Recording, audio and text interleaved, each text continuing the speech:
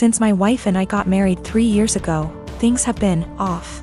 I know that people grow and change with time, but around our wedding, my wife changed drastically.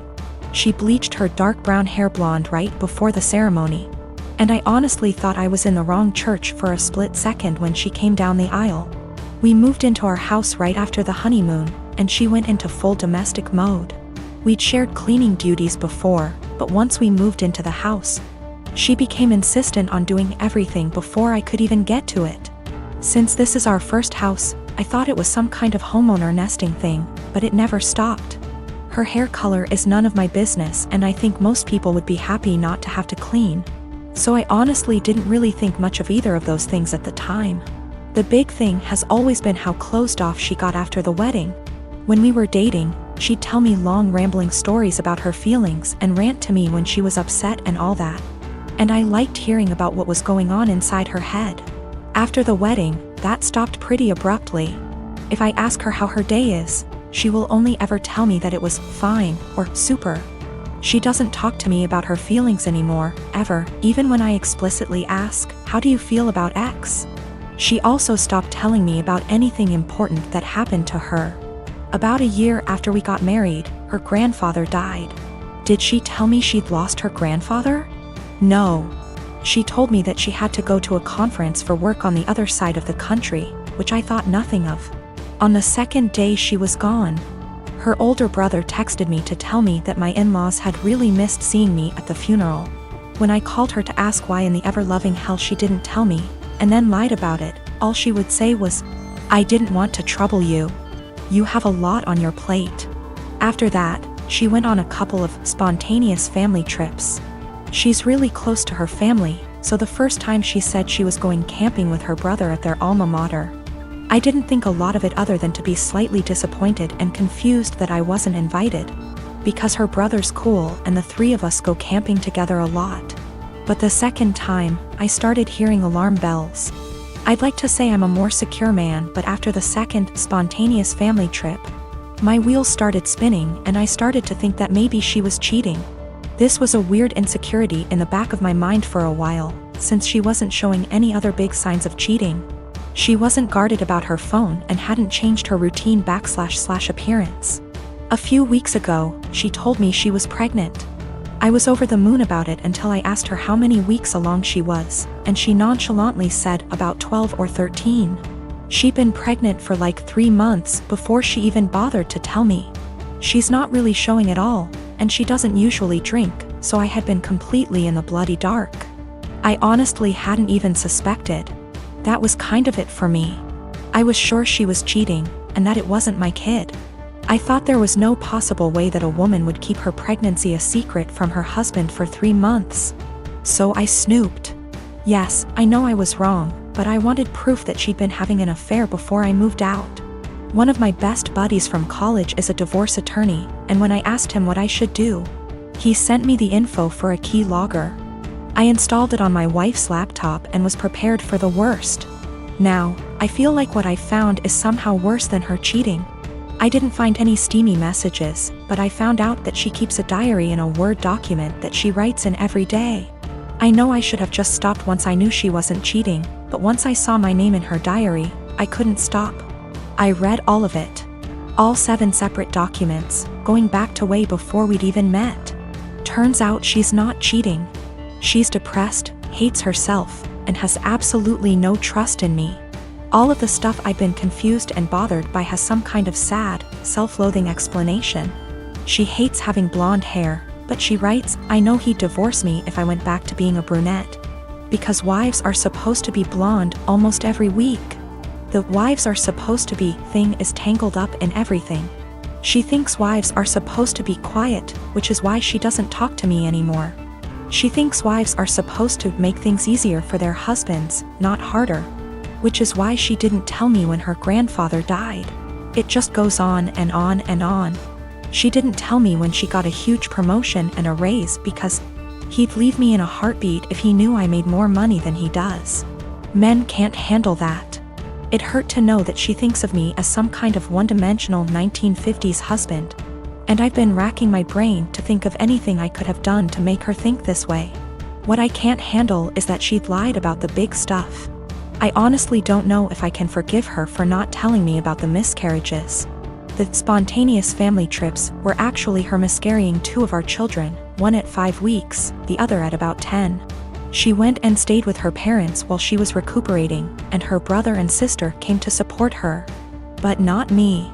I didn't get to be there for her, because she thinks I would leave her immediately if I knew that she'd killed our children. She's convinced that she caused both miscarriages because she smoked pot for a long time before we got married. For what it's worth, it sounds like her family tried both times to get her to tell me, but she wouldn't. She finally told me about this pregnancy because her parents threatened to tell me she didn't. I'm just absolutely confused. I don't even know what to think right now. I'm just so baffled because everything she says about me in her diary is insanely nice.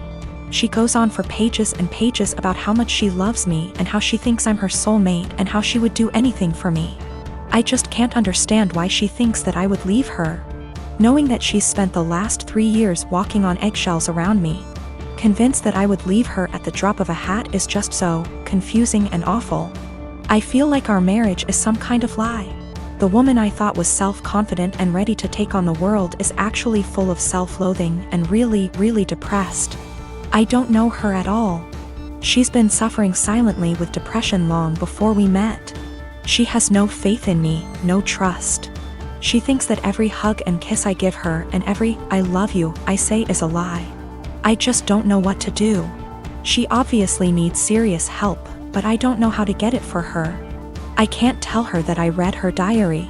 If she has zero trust in me now, I can't even imagine what she'd think if she knew if I read 6 years worth of her private thoughts.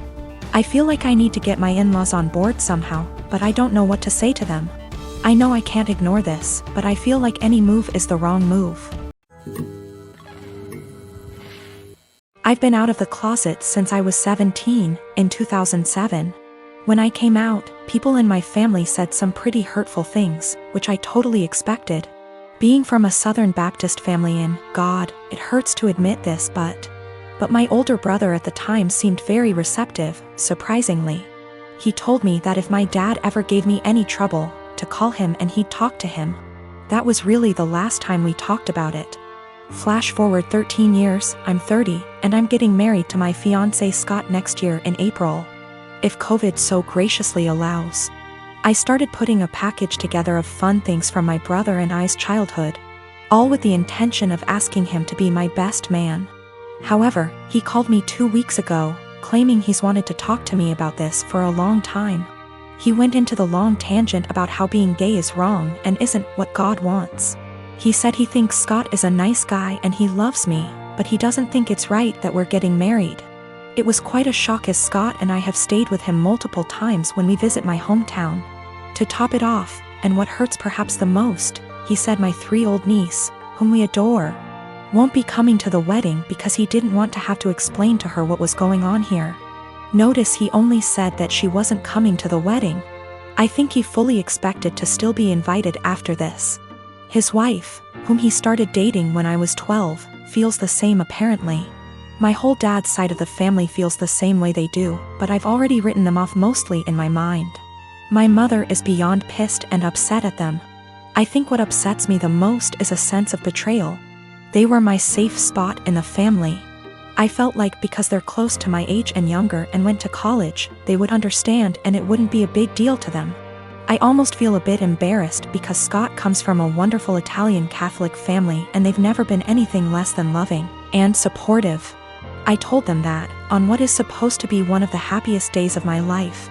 If they or anyone else is sitting in the audience and in the back of their mind thinking that what we're doing is wrong or not right, they should just stay home. I know my brother and family love me, but it feels up to a point, conditional, and limited. I told them that they learned being gay is wrong, they weren't born not liking gay people. So they can unlearn it, if they were willing. But I don't think that's going to happen. I am a 25 years old female, my girlfriend, Molly, female 27 years old. For the last 6 months started with a joke that I've already made clear that I don't like. It consists of her saying no quickly to anything I ask. I know it sounds silly, but I ask her to get a glass of water for me. she says no, and after 1 minute, I'm almost getting up. She says she's joking and gets some water. I ask her to wash the dishes, she says no. I say I love you, she says no. I ask her to take her clothes, she says no. Everything is joking, and after 30s/1 minute, she does it, but she is addicted to doing it. I've already made it clear several times that I don't like it, even more so in I love you. She's the only person I can say that. So it's special to me. And there are things that are serious, and I need her to answer seriously. And if she says no to everything jokingly, I can't tell when she's saying a real no. It's already happened. I keep saying this is boring and I don't like it. She stops doing it and goes back to doing it after a week. After a brief discussion because she played this prank in front of our friends, me asking, "Love, can you get me some medicine?" And she, with no kidding, she stopped doing it for 1 month. Yesterday, we welcomed my parents, in-laws, and our 2 best friends to our house. Everyone knew that I was going to propose to her, and I called them, because we always plan this proposal with our loved ones attending, participating in this special day. I asked her to marry me, and she said a quick no, and I was so grumpy //panic //upset. Everyone looking in shock, for 30s for her to laugh and say she was joking, finally saying yes. I was so embarrassed and disappointed. I put the ring box back in and said I'd take it out to cool off. I didn't even let her say anything. She kept texting me, no answering calls, saying it was just a joke and that I knew she always did that. She said that I left in difficult situation in the house because it was very clear that I had given up on propose, and did in front of my parents and in-laws. She stressed that I was making the situation uncomfortable because of a silly joke. Well, I slept in a hotel and I'm still in it. My parents supported me, but my in-laws calling me for giving up on proposing, disproportionately humiliating their daughter. I just really think there's time for jokes, and that moment wasn't clearly. She knew I didn't like it and decided to do it anyway. My sister and her husband have been struggling with infertility since they got married 12 years ago. They've tried absolutely everything, from medical to spiritual, but unfortunately, nothing works. Now that she's approaching late 30s, they're starting to look into adoption, but it's also been a slow going. Since their financial condition isn't exactly stable from multiple rounds of fertility treatments they went through. I can only imagine the struggle, and I sympathize with her. But the stress this situation is bringing her and her husband honestly puts a strain on our relationship. My husband and I lost our best friends, Mason and his wife, Kate, 2 weeks ago in a horrible car accident. They left behind their son Pete, who isn't even 2 yet. It was so sudden and so heart-wrenching. We're still grieving, which lowers out contact with a lot of people, including my sister and Bil. Our main concern right now is ourselves and Pete, whose custody has come to us because we're both his godparents. Actively engaged in Pete's life since his birth. And because Mason and Kate have neither left a will nor have immediate living relatives who can take him in. We've decided to adopt Pete as soon as we can stomach the process. My husband and I never planned on having kids, and even if we did, this is absolutely not the way we want to go about it. The situation is far from ideal, but we're starting the adoption process yesterday, for Pete's safety if nothing else. We broke the news to our extended families and friends, letting them know that my husband and I won't be very available for a little longer because of this. I know my sister and brother-in-law will have something to say about this. I'm prepared for a few heated text messages or voicemails. However, I didn't expect them to turn up on our doorstep, crying about how unfair it is that we were given everything they wanted, and how we didn't deserve to be parents because we didn't go through what they had to. I've never seen my husband so angry before. He's usually very mild and gentle, but recent events have stretched our patience to the limits. We kicked them off of our porch, and I told my sister before she left that since our pain inconveniences her so much, I won't have her around me and my family at all anymore. I know she made a fuss about it, and now everyone has something to say to us. We turned off our phones, so we don't know which ones are cursing us and which one aren't. I know some did //are. My husband and I are both in pain and grieving, and we can't trust ourselves to be objective.